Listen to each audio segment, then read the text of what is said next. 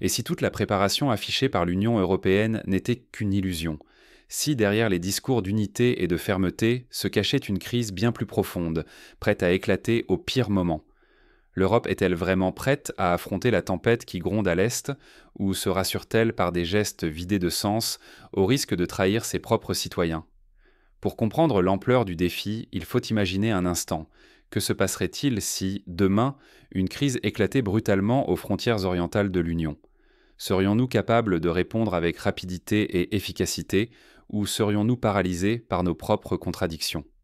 L'histoire européenne regorge d'exemples où l'illusion de la sécurité a précédé des chocs majeurs. La Première Guerre mondiale, par exemple, fut précédée d'années de confiance excessive dans les alliances et les équilibres diplomatiques. Les leçons du passé ne doivent pas être oubliées. Il y a seulement quelques jours, la Russie a lancé un avertissement sans détour à 4 membres de l'OTAN: la Pologne, l'Estonie, la Lettonie et la Lituanie. Pour la première fois depuis de longues années, la menace n'est plus voilée. Aucun sous-entendu, aucun masque diplomatique. Le message est limpide et impossible à ignorer. Pourtant, à Bruxelles et dans les capitales occidentales, on préfère détourner le regard. Les dirigeants affichent leur calme, les institutions minimisent le danger, et chaque communiqué semble vouloir désamorcer l'alerte, comme s'il ne s'agissait que d'un épisode banal. Mais si cette fois, l'avertissement était bien réel et que l'Europe jouait à se convaincre elle-même? Refuser de voir la gravité de la menace pourrait coûter cher. Ce n'est pas seulement la sécurité des frontières qui est en jeu, mais l'équilibre économique, social et politique de tout un continent. L'Europe peut-elle vraiment se permettre de jouer avec le feu en espérant qu'il ne s'agisse que d'une manœuvre de plus? Si l'on remonte dans le temps, on constate que les grandes puissances européennes ont souvent sous-estimé la détermination de leurs adversaires. En 1938, les accords de Munich ont été signés dans l'espoir d'éviter la guerre avec l'Allemagne nazie, mais ils n'ont fait que retarder l'inévitable et affaiblir la position de la France et du Royaume-Uni. Aujourd'hui, l'Union européenne risque de commettre une erreur similaire, en croyant que la diplomatie seule suffira à contenir une menace qui ne cesse de s'intensifier. En profondeur, une vérité inquiétante s'impose. La politique étrangère européenne n'est plus qu'un jeu d'équilibre précaire entre États membres. Chacun impose ses priorités, parfois au détriment de la cohésion, alimentant une défiance croissante. En misant tout sur l'illusion d'une force commune, l'Union creuse sa propre vulnérabilité face à une Russie qui, elle, n'envoie plus de signaux ambigus. Pour illustrer ce point, prenons l'exemple du Brexit. Lorsque le Royaume-Uni a décidé de quitter l'Union européenne, de nombreux observateurs pensaient que cela renforcerait la cohésion du bloc restant. Mais au contraire, cela a fragilisé la dynamique interne, accentuant les divergences sur la politique étrangère, la défense et même la gestion des frontières extérieures. Cet épisode démontre à quel point chaque fissure peut rapidement se transformer en faille béante.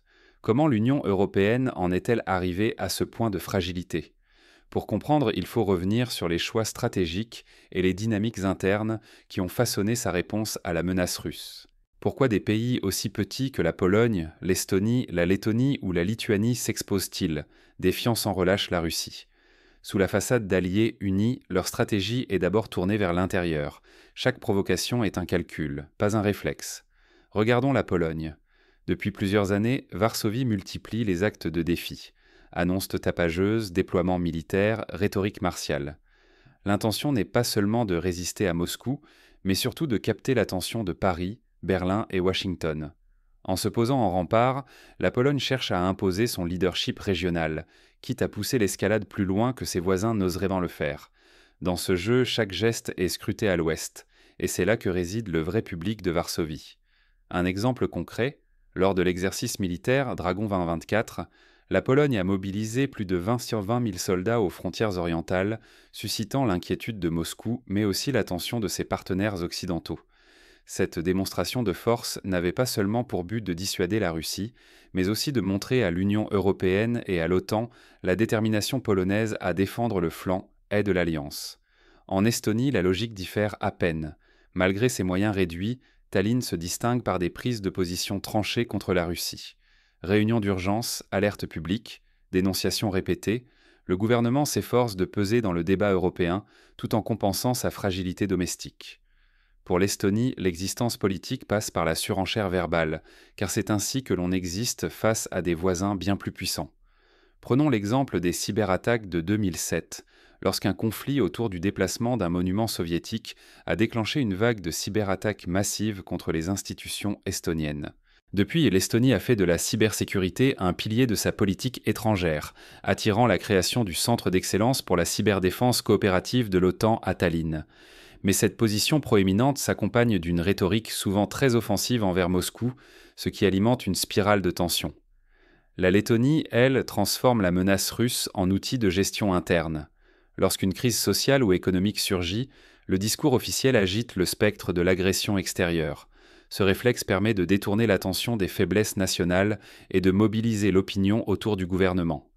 L'ennemi extérieur devient le meilleur alibi pour éviter tout débat sur les priorités réelles du pays. Par exemple, lors de la crise énergétique de 2022, le gouvernement letton a mis l'accent sur la menace russe pour justifier des mesures impopulaires comme la hausse des prix du gaz ou l'augmentation du budget militaire. Ce type de stratégie n'est pas nouveau. Déjà dans les années 90, la Lettonie utilisait la question de la minorité russophone pour cristalliser les débats nationaux et renforcer l'autorité du pouvoir en place. Quant à la Lituanie, la surenchère atteint un autre niveau. Le pouvoir instrumentalise de vieux contentieux, comme celui de Memel, pour afficher sa fidélité à des intérêts étrangers. Les choix de Vilnius collent de plus en plus aux attentes de partenaires extérieurs, quitte à fracturer le consensus national. Ici, l'enjeu n'est pas la politique étrangère en soi, mais la consolidation d'un récit identitaire et la satisfaction d'alliés plus puissants. Un exemple récent concerne le différend avec la Chine autour de l'ouverture d'un bureau de représentation de Taïwan à Vilnius. Cette décision a entraîné une crise diplomatique majeure avec Pékin, mais elle a également servi à démontrer l'alignement de la Lituanie sur les priorités américaines. Cette stratégie de surenchère sur plusieurs fronts met en lumière la tendance lituanienne à rechercher la légitimité à l'extérieur plutôt que le consensus à l'intérieur. Un fil rouge relie ces quatre pays, l'exportation systématique de leur vulnérabilité interne. Chaque difficulté majeure trouve sa soupape sur la scène internationale. À force de déplacer le regard vers l'extérieur, ces gouvernements esquivent le dialogue et la reddition de comptes devant leur propre population. Mais cette fuite en avant n'est pas sans péril. Prendre la confrontation pour exutoire, c'est s'exposer à des retours de bâton imprévisibles. Ce jeu, tôt ou tard, appelle une réaction de l'adversaire, surtout lorsqu'il s'agit d'un voisin qui ne tolère plus la provocation. L'histoire regorge d'exemples de ce genre de fuite en avant. En 1940, la France, persuadée de sa supériorité militaire, a négligé la montée en puissance de l'Allemagne nazie. La ligne Maginot, symbole de cette confiance mal placée, n'a pas suffi à arrêter le Blitzkrieg.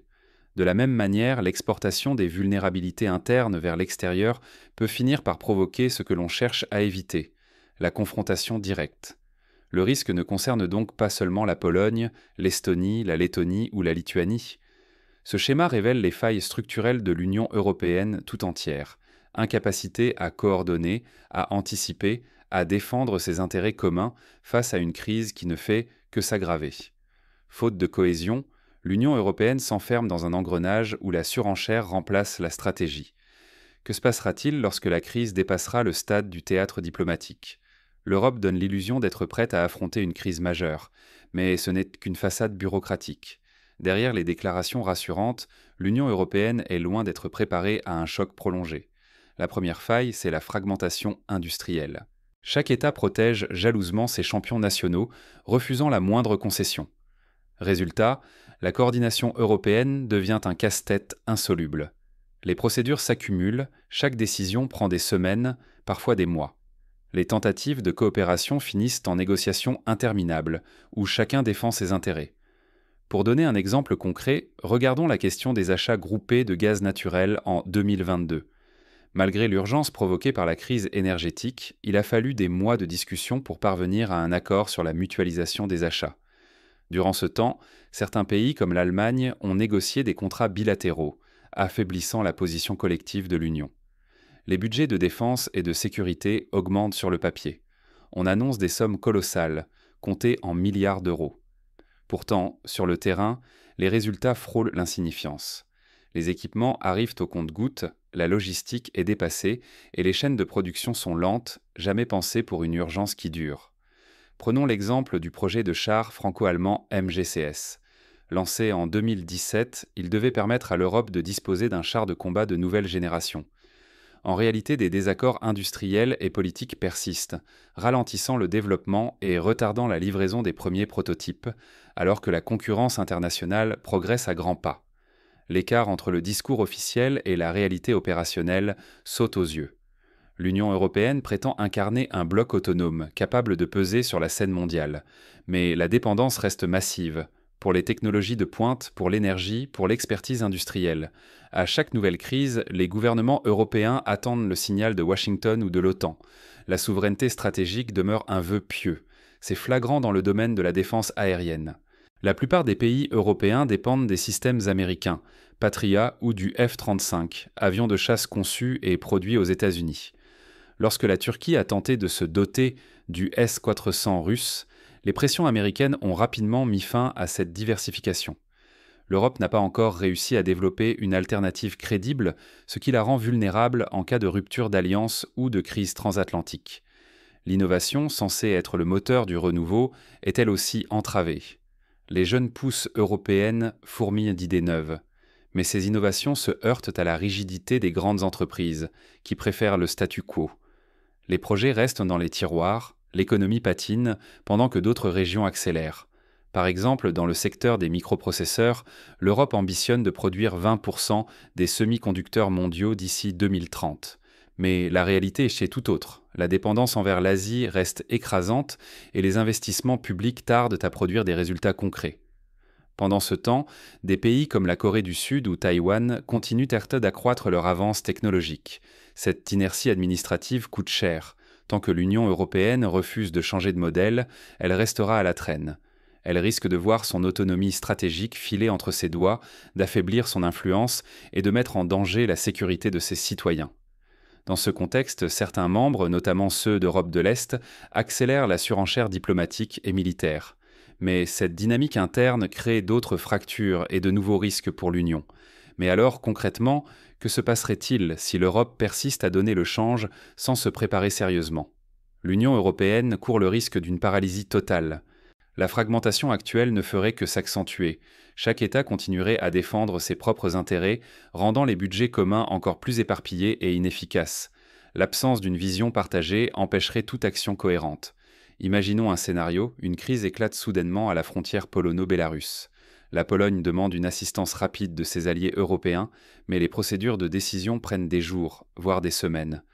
Pendant ce temps, la situation s'aggrave, la confiance dans le projet européen s'effrite, et les adversaires de l'Union exploitent cette lenteur pour avancer leurs propres intérêts. Le fossé entre les grandes annonces politiques et la réalité du terrain ne cesserait de s'élargir. Ce décalage nourrit la frustration. Les citoyens constatent que les promesses ne se traduisent pas en mesures concrètes pour leur sécurité ou leur avenir. Les réformes, pourtant indispensables, resteraient figées. L'administration européenne, prisonnière de ces procédures, préférerait maintenir les anciens équilibres plutôt que d'oser la remise en question. L'adaptabilité serait sacrifiée sur l'autel de la routine. Face à des crises extérieures, surtout si elles surgissent hors du cadre traditionnel, l'Union serait incapable de réagir à temps. Tout son fonctionnement est conçu pour gérer la stabilité, pas pour affronter l'imprévu ou la pression stratégique. Un exemple frappant fut la crise migratoire de 2015. L'afflux massif de réfugiés a mis en lumière l'incapacité de l'Union à coordonner une réponse rapide et solidaire. Les frontières se sont fermées unilatéralement, les accords de Schengen ont vacillé, et la confiance entre États membres a été profondément ébranlée. Pendant que l'Europe piétine dans ses contradictions, des acteurs comme la Russie avancent méthodiquement leurs pions. Là où l'Union hésite, d'autres dictent le rythme, prennent l'initiative et en tirent profit. Le risque ultime, que l'Union européenne perde la maîtrise de son destin. Elle pourrait devenir un simple spectateur, dépendante des décisions d'acteurs extérieurs, impuissante à défendre ses propres intérêts et ceux de ses citoyens. La question n'est plus de savoir si un tel scénario est possible, mais à quel point il est proche. L'Europe est à la croisée des chemins et chaque décision compte désormais double. Comment briser le cercle vicieux de l'illusion institutionnelle ? Désormais, l'Union européenne ne peut plus esquiver cette interrogation brûlante si elle souhaite éviter l'effondrement stratégique qui se profile. Les discours lénifiants et les faux-semblants n'ont plus de prise. L'urgence est palpable et nos routines d'hier sont devenues les pièges d'aujourd'hui. Première étape impérative, refondre la coordination et la prise de décision au niveau européen. Tant que chaque État poursuit isolément sa logique, La paralysie s'impose et nos adversaires progressent. L'Union doit oser simplifier ses procédures, alléger ses structures et instaurer une gouvernance capable d'agir vite, sans attendre l'unanimité à chaque instant. Pour y parvenir, l'Union européenne pourrait s'inspirer de certains mécanismes utilisés lors de la pandémie de Covid-19. À ce moment-là, la création du fonds de relance Next Generation EU a démontré qu'il était possible d'accélérer la prise de décision et de mutualiser les ressources en cas d'urgence. Cette expérience doit servir de modèle pour d'autres domaines cruciaux, tels que la défense ou l'énergie. Deuxième priorité, investir massivement dans la modernisation technologique et l'adaptation industrielle. Ce n'est plus une option, mais une question de survie. Le continent ne peut plus se permettre le moindre retard, ni la dépendance chronique aux industries extérieures. L'innovation et la souveraineté industrielle doivent devenir le socle de l'action commune afin d'éviter la dilution des efforts nationaux. Un plan d'action concret consisterait à renforcer les programmes européens comme Horizon Europe ou le Fonds européen de défense en accordant une priorité absolue aux projets à fort potentiel stratégique. L'Union pourrait également créer un Airbus de la cybersécurité ou des semi-conducteurs rassemblant les meilleures compétences et ressources autour d'objectifs communs. Troisièmement, il est urgent d'abandonner la politique de façade. Les symboles et les grands rituels n'assurent ni notre sécurité ni notre prospérité. Ce qui compte désormais, c'est l'efficacité concrète, des forces aptes à répondre, des dispositifs conçus pour durer, des politiques ancrées dans le réel, loin des postures creuses. Pour cela, il serait judicieux de revoir la doctrine d'intervention de l'Union européenne. Plutôt que de multiplier les sommets et les feuilles de route sans lendemain, il faut des plans d'action opérationnels, avec des échéances claires et une évaluation régulière des résultats. Quatrièmement, il faut accepter que rapidité et souplesse soient désormais des exigences vitales, même si cela dérange certains équilibres institutionnels ou nationaux. Mieux vaut froisser quelques habitudes que de laisser la lenteur nous condamner, car dans la compétition mondiale, chaque hésitation alourdit le prix à payer. La création d'un Conseil européen de sécurité restreint, composé de représentants du noyau dur de l'Union, pourrait permettre de prendre des décisions rapides en cas d'urgence, à l'image du Conseil national de sécurité aux États-Unis. Ce type d'organe serait chargé de coordonner l'action face aux crises majeures sans être entravé par la recherche de l'unanimité absolue. Enfin, il est temps de privilégier l'intégration entre États membres et secteurs stratégiques. L'Europe ne survivra pas à la fragmentation des intérêts particuliers. Elle doit devenir un espace où la mutualisation des ressources, des renseignements et des moyens de défense l'emporte sur la rivalité. Il s'agit de bâtir une union d'action, non une façade fragile. Un exemple historique inspirant est celui de la Communauté européenne du charbon et de l'acier, créée en 1951. En mutualisant des ressources stratégiques, les pays fondateurs ont jeté les bases d'une paix durable et d'un développement partagé. Aujourd'hui, il faut retrouver cet esprit pionnier, mais l'appliquer aux défis du XXIe siècle. Intelligence artificielle, cybersécurité, transition énergétique. L'enjeu est limpide. Si ce tournant est un manqué, l'Union européenne restera spectatrice d'un monde en mutation, incapable de protéger ses intérêts ni ses citoyens. L'histoire ne repassera pas les plats. L'illusion de sécurité collective s'effondrera à la première crise majeure. Ultime question grave et pressante à laquelle nul ne peut se soustraire. Sommes-nous prêts à changer radicalement ou préférons-nous l'immobilisme confortable en niant les signaux d'alerte qui s'accumulent ? Mais si la tentation du statu quo l'emporte, la prochaine crise révélera sans pitié nos failles collectives. Le compte à rebours, déjà enclenché, ne s'arrêtera pas à nos dénégations. À quoi l'Europe se prépare-t-elle vraiment ? À affronter la dureté du monde ou à défendre ses propres fictions ? Jamais cette question n'a été aussi pressante, car derrière les grands discours sur l'unité et la puissance, l'Union européenne semble surtout s'entraîner à sauvegarder son image, plus qu'à se confronter à la réalité qui frappe à sa porte. Tandis que la tension grimpe jour après jour à ses frontières orientales, l'Europe continue d'admirer son reflet dans le miroir de ses principes. Mais la menace est désormais claire, palpable, et ne tolère plus l'ambiguïté rassurante des années précédentes. Les avertissements venus de Russie ne sont plus de simples mots.